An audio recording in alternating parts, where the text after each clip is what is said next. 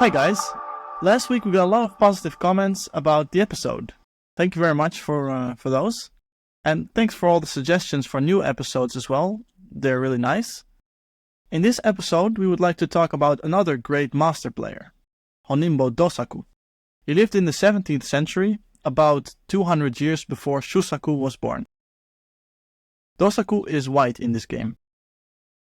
His opponent is Yasui Shitetsu, 7 Dan. These two-space low pins used to be very popular, but you don't really see it that much nowadays. Right, Peter? Yes, that's right. The game of Go nowadays is more center and strength oriented. You see a lot of high pinchers. And also, for example, this approach is nowadays much more popular than the low approach. Right. So I think, the game is a bit higher now. Taking the empty corner first is more modern, right? Yes, in this period they thought the Shimari was very good.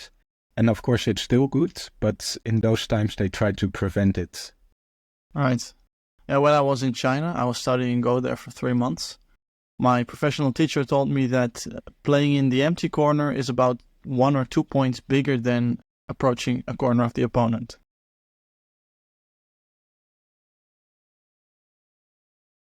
So Dosaku was the inventor of many Go techniques.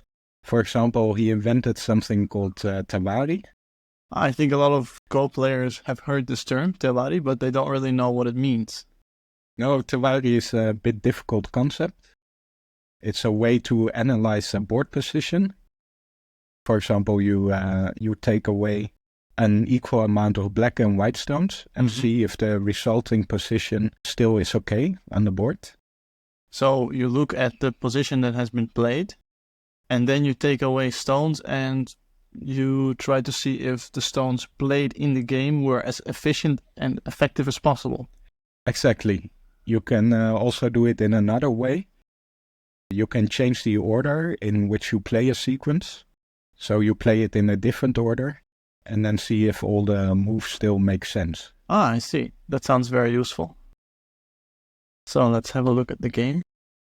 Ah, yes. Dosaku was also a pioneer in the concept of overconcentration. He often forced his opponents to play too many stones in one area. And probably he was confident about applying overconcentration because of his Tewari abilities. Now we will see a very nice example of overconcentration. Right. So white first makes a bit weird move in the upper right. And afterwards he switches to the top left and plays Joseki there. Mm-hmm. Isn't leaving the white stone in the top right corner alone like this strange? Yes, it's very unusual. But we will see in the game what will happen. Ah, he has a plan. He has a great plan. So this is a basic Joseki. Mm-hmm. And you don't have to play this move, but it's a way to make black more strong and to gain a forcing move on the outside.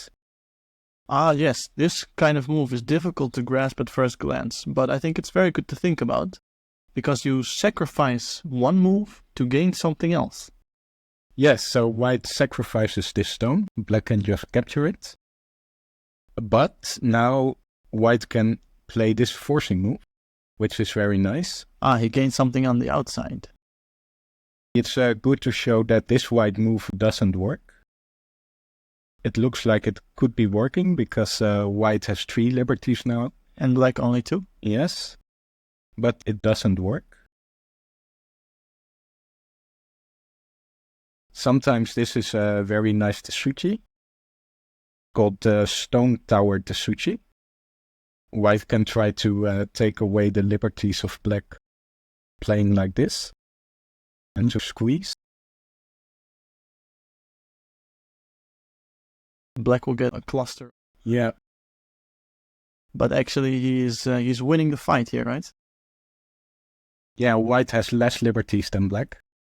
So black wins the fight. Let's have a look in the game. White plays here. And then black, of course, just takes the stone. So, yeah, it looks like white is a bit thin here and fragile. Does he have to come back? His forcing moves look very thin, but if black tries to do something, for example, maybe he wants to wedge here, Yes. then white can just capture black. Okay. This Atari is Sente, of course. So black doesn't gain anything at all here. No, he only loses more stones.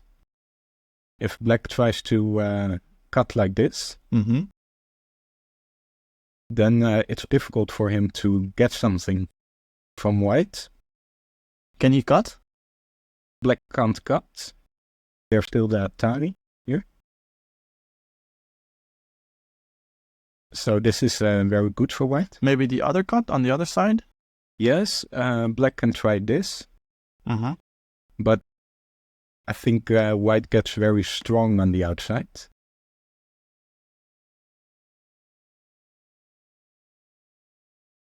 So it's difficult for black to find a good move here.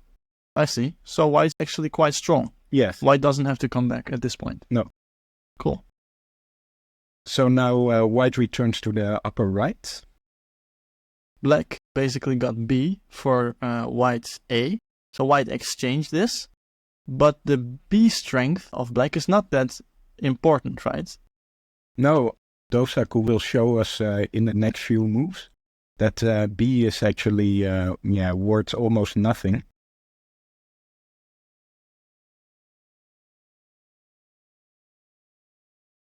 Is this move necessary?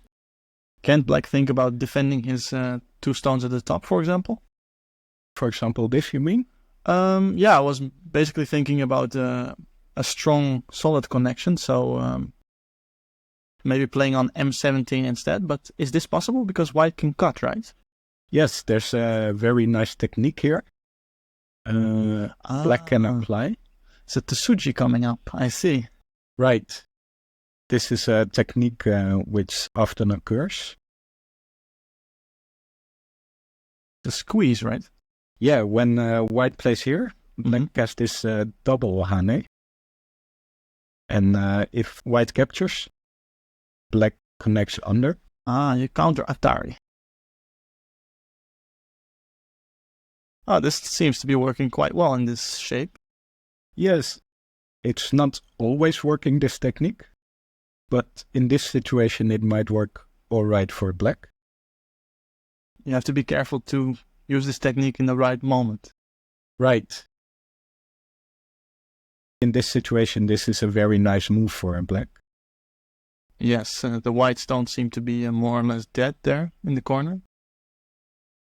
But I think instead of cutting, white can make this move. So this is why black doesn't come back at the top.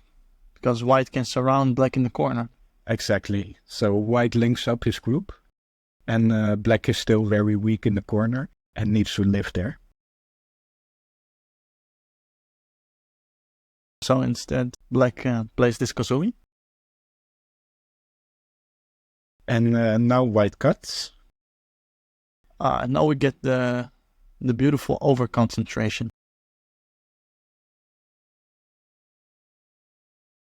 Yasui Shitetsu played here, and now white takes this chance to play Atari first, right? Yes. It's all about timing.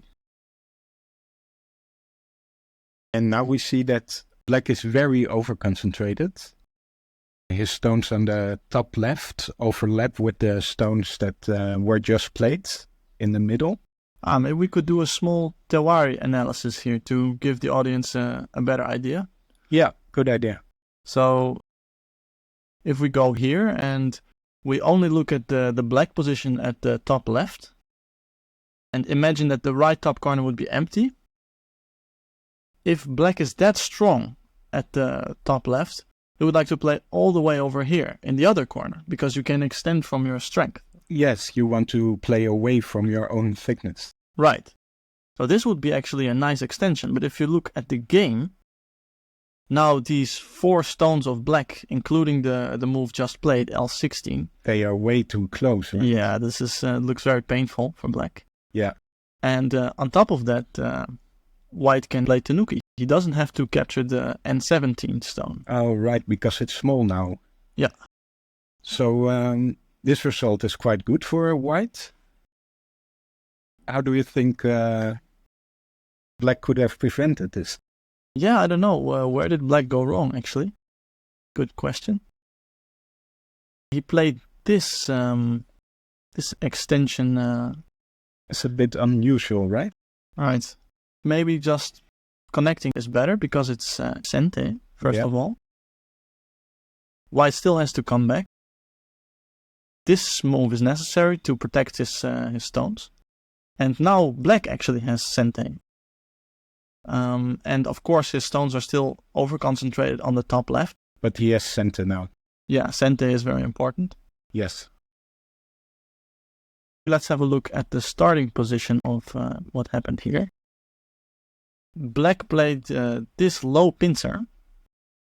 Did he already go wrong here? I think so, because he already has a low stone in the top left. When you have a low stone, I think you told me this, you want to make high stones. So low, high, high, low. You want to make waves, right? Yeah. So it's a bit strange to play low again. White will really have the possibility to flatten black at the top and push him down. In these times, they always played low, basically. Yes. In modern times, they play higher. Yeah, so you could see this kind of high pincer nowadays. Yeah. And this prevents black from being pressed down. So already here he did go wrong. I think so. It is fun to see that almost exactly the same position arises 400 years later. It's a game between Cho Yu playing black and Akiyama Jiro playing white.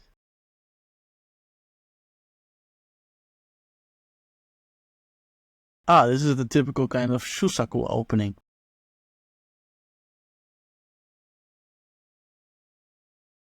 Hey, now black plays a high pincer, right? Oh yes, in the Dosaku game, black played the low one instead. Yes. So here you can see the difference between 400 years ago and the modern style. Yes, right. But still the same Josuke in the upper right is being played. Okay. Oh, this is very modern. Have you ever seen this? I've never seen this, but maybe this is a Josuke. But it's interesting to see that we now revert to the position that we saw before. But instead, now black can play on the N3 spot. In the Dosaku game, Dosaku played at N3 himself. Yeah, right. So there's a difference there. Now white cuts. And black plays the solid connection. In the Dosaku game, black played this move. In modern times, it's more usual to take center here. Mm-hmm. Black forces white to come back. Yes, and now black has center. So the difference between this and the Dosaku game is that there's also still Aji possibilities at A. White didn't push there. No, that sequence is not yet played out. But white could do that later if he wants to. Right. This is where we stop today's episode. We are also thinking about reviewing one of your games. If you have an interesting game in which you don't know where you went wrong, let us know and maybe you will see your game reviewed on BadukMovies. Thanks for watching and see you next time.